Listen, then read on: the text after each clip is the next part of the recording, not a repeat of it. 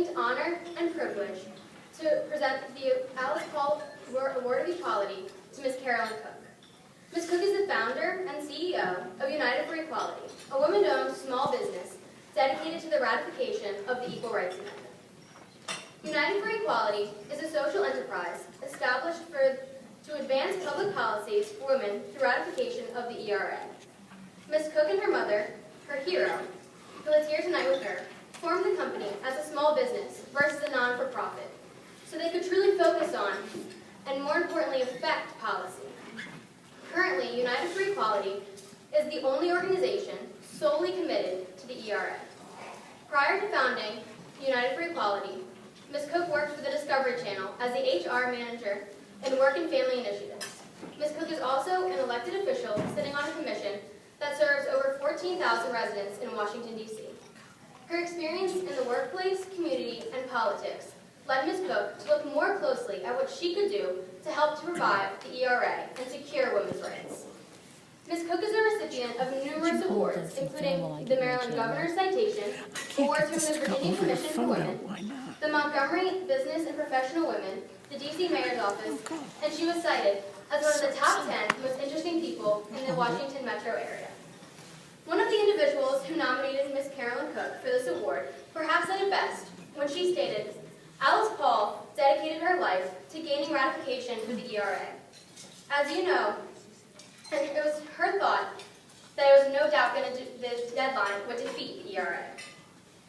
Alice has to be smiling down on Carolyn's efforts to eliminate the time limit.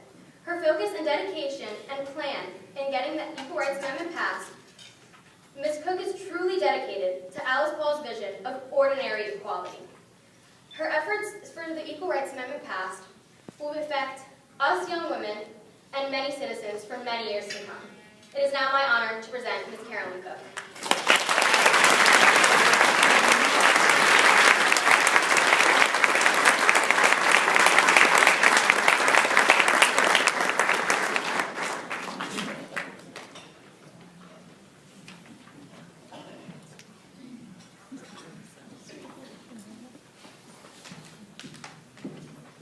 Ms. Cook, on behalf of the Alice Paul Institute, we present you with the Alice Paul Equality Award.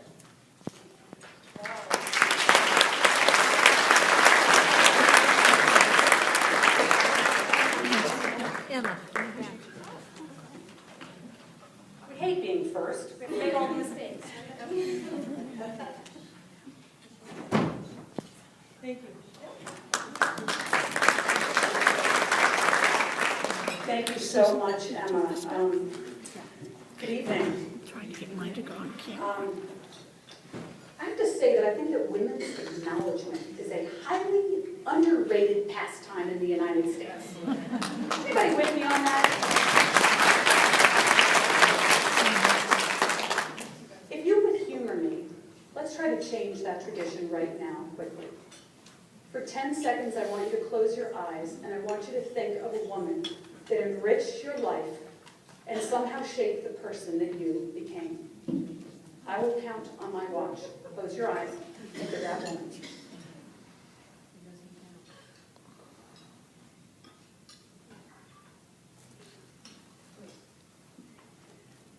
Thank you. I would like all of those women that each of us thought about to join me up here and the 5 honorees, because this is what we're trying to do. United for Equality, LLC is not about Carolyn Cook that stands here in front of you.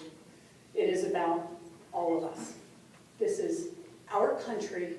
We are citizens of this country. We have incredible young women coming up. Is this the kind of country that denies equal citizenship to women, the kind of country that women like Emma or Brooklyn should grow up in? I don't think so. And as Emma said, I worked at the Discovery Channel and I was laid off from my job in 2007 when the company went public. I loved my job because what it enabled me to do is help working men and women figure out how they could balance and juggle all of the things in their life in addition to their job.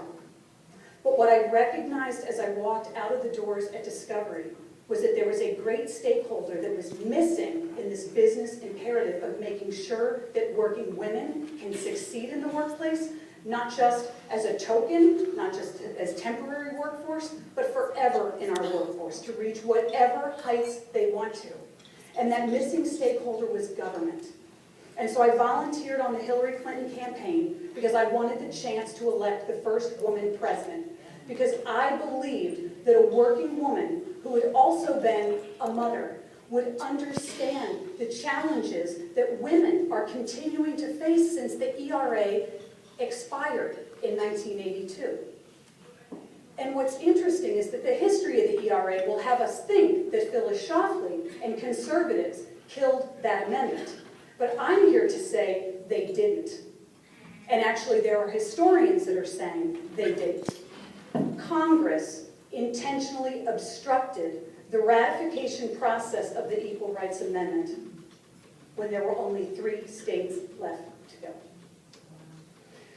So when I came away from Hillary's campaign and I was disturbed by how women who were just like me and a woman running for the highest office in this country could be treated and disgraced the way she was. And Sarah Palin was treated and disgraced the way she was.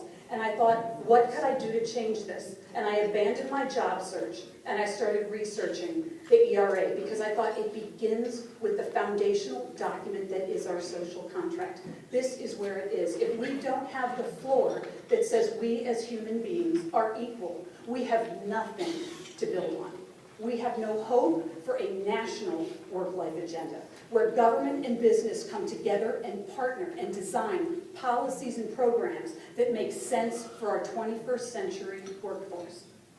And so when I discovered that the ERA had expired and no one had gone back and challenged that deadline in 30 years since 1982, ignorance is bliss, I decided to.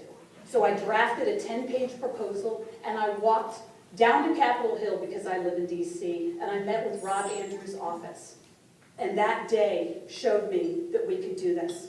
And 2 years later, we finally got it introduced in the House, and a year later in the Senate. It was reintroduced last year for Mother's Day, which was great because women and working moms, such as my mom, and a single mom at that, are often so under-acknowledged. And what we have now is we have 1/3 of the Senate and 1/4 of the House supporting these bills to remove Congress's deadline for the ratification of the ERA. So what I would ask each one of you here, and I'm sorry that I'm not doing all my thank yous, but I just feel like this is so important, and I don't really get that often where I can speak to an audience that's actually willing to listen to the ERA anymore. I figured I was in a good place in New Jersey, Alice's home state. We have to do this. We can do this. It is in our hands, and our goal is ERA 2015. These wonderful women I just want to introduce are my sisters.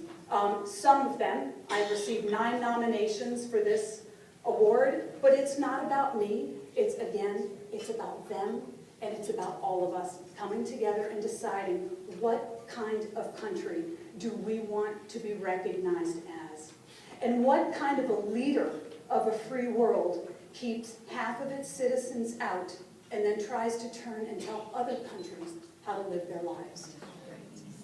I say it's not the country that I want to live in, and I want to be in my Constitution. I don't want to have government telling me how to live my life. And I hope that you will join me.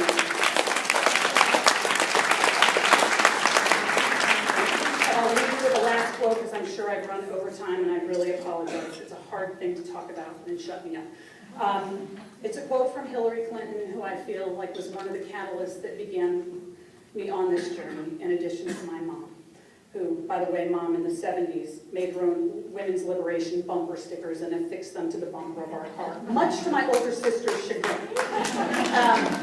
And she was, when I was 9, she said to me, "Carolyn, women will never be safe until we're in the Constitution." And she was going through a divorce at the time, so the law was right there in her face. So Mom, thank you. So Hillary says, always aim high, work hard, and care deeply about what you believe in.